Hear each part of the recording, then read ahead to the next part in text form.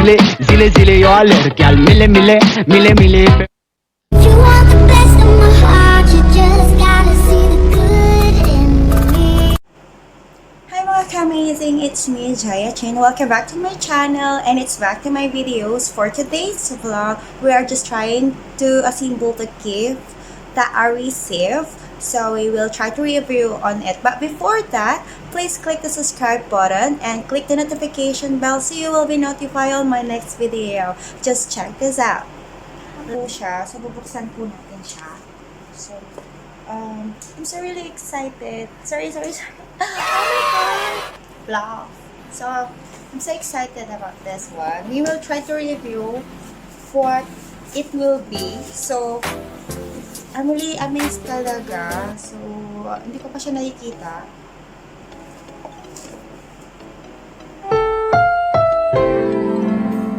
The following program is rated G. It is suitable for all audiences.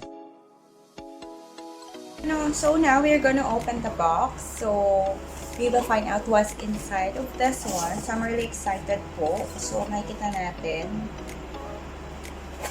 So ito siya, mga ka-amazing. Nakaka-amaze talaga. Maraming salamat po talaga mga ka-solid, ka-amazing dyan na nagbigay po talaga. Nag-effort po talaga sila sa po talaga. Ito po siya mga ka-amazing, ito-check natin. So, meron siyang paganito. So, ito siguro yung nilalagay sa mic. So, may mic siya. Tsaka may ganito. Tapat ng recording. I'm not sure. Parang pang, ano lang ito, panlaro ng badminton. Ping pong. Ito po siya. So, nakaka-understand talaga. So, ito po yung mic natin. May paganito siya. May mic siya. Golden talaga yung mic niya. Nakaka-amaze naman. So mic. Lalagay dito. So, ito, lalagay siya dito. So, this one is just gonna put on the mic, the rubber foam. This is from the mic. So, this one, I don't really know what is this, but I'm pretty sure that was when you put the mic from this one when you are gonna recording. Like that. So, we have the wire for the mic that we can use. And then have charger. What is this?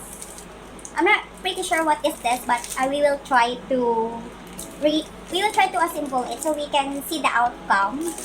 What would it be like? So I'm not really sure. So we will try to fix it. So ayan po siya. Assemble natin.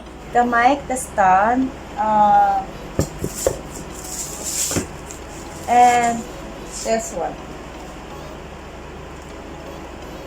And this one. Ito po yung sa, like you can use this one when you are recording a song or making a cover a song. You can use it. The volume, the echo, the mic, music recording, whatever, the bass, or everything was on it. So it's really easy to edit the volume of of your voice. So we will try to reassemble it. I'm not really sure how can I make this one, but it's pretty sure that it's very nice. So stay tuned.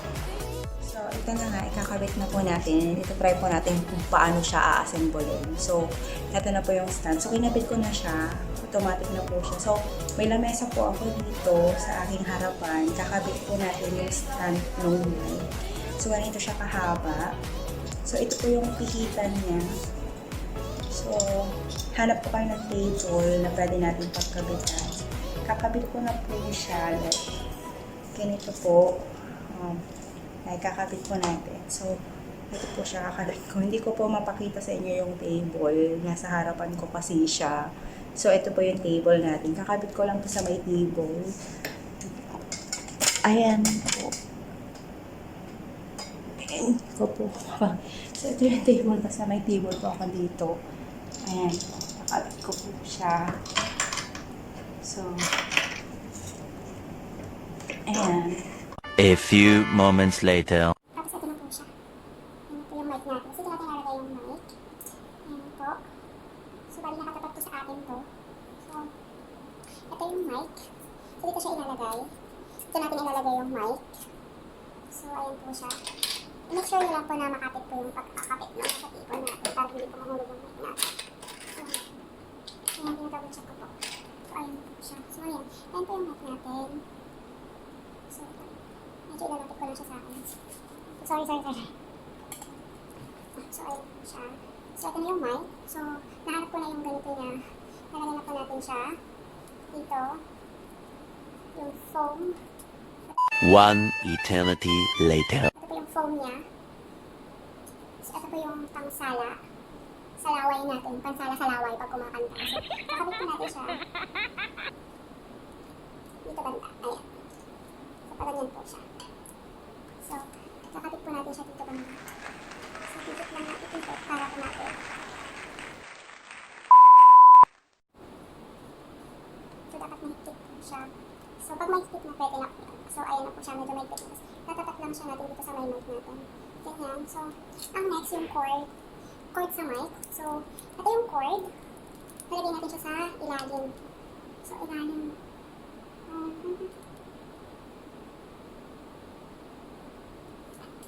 So, kakabit po natin. So, ayan na siya. Nakakabit na po yung cord natin. So, bali may tatlo po tayong wire dito. Like, ito yung sa charging. Live 1. Tsaka live 2. So, ayan po siya. Live 1, live 2, and charging. So, ito na po yung B8 natin. Ito yung B8 natin. So, dito po yung Chan niya, switch fan.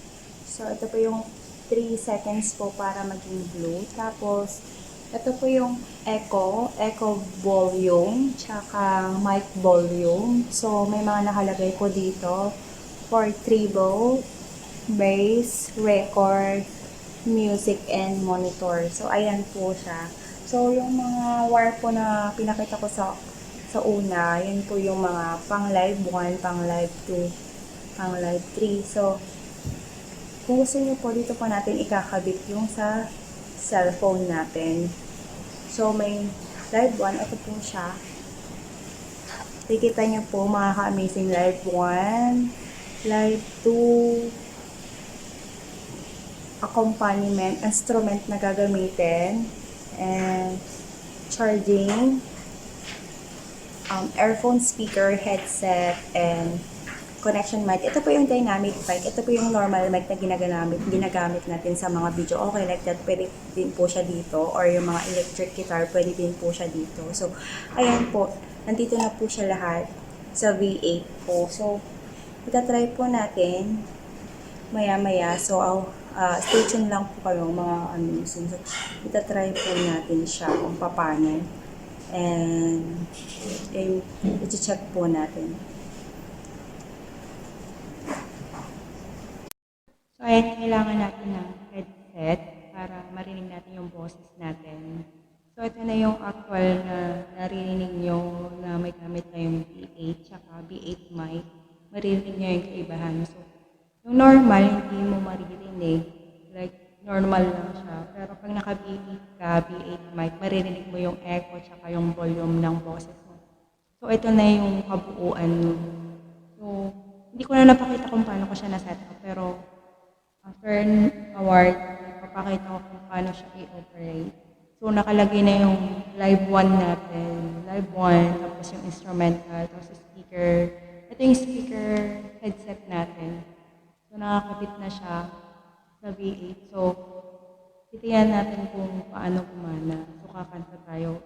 Gagawa tayo ng example na kanta lang. So, eto. Tatry natin kahit pahapyaw lang na kanta. Kung talagang maririnig natin yung ibiyahan ng normal tsaka gamit ang V8. So, decided somebody's with some of the FISIM chinkating na nakatusa. Nakatusa. Maayos ka ba heart is flying away. Beating like a drum and it's coming your way. Can't you hear it? Bum bum bum bum bum bass, kind of super bass. Bum bum bum bass, kind of super bass. So, ayun po. So, ipapakita natin, paparinig natin. So, may pa-cheer-cheer siya mga ka-amazing. So, walang nag-cheer sa akin. Paparinig ko sa yung sound background nila. So, may ano pa yan, may pa-music pa yan. Wait lang ha.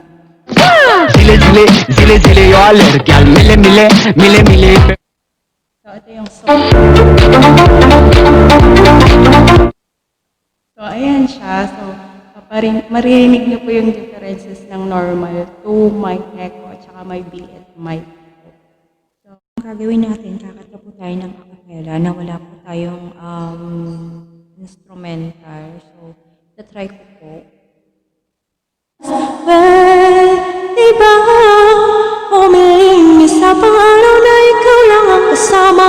Kulang na kulang ang panahon, di sapat ang meron tayo ngayon. Pwede ba umiling isa pa?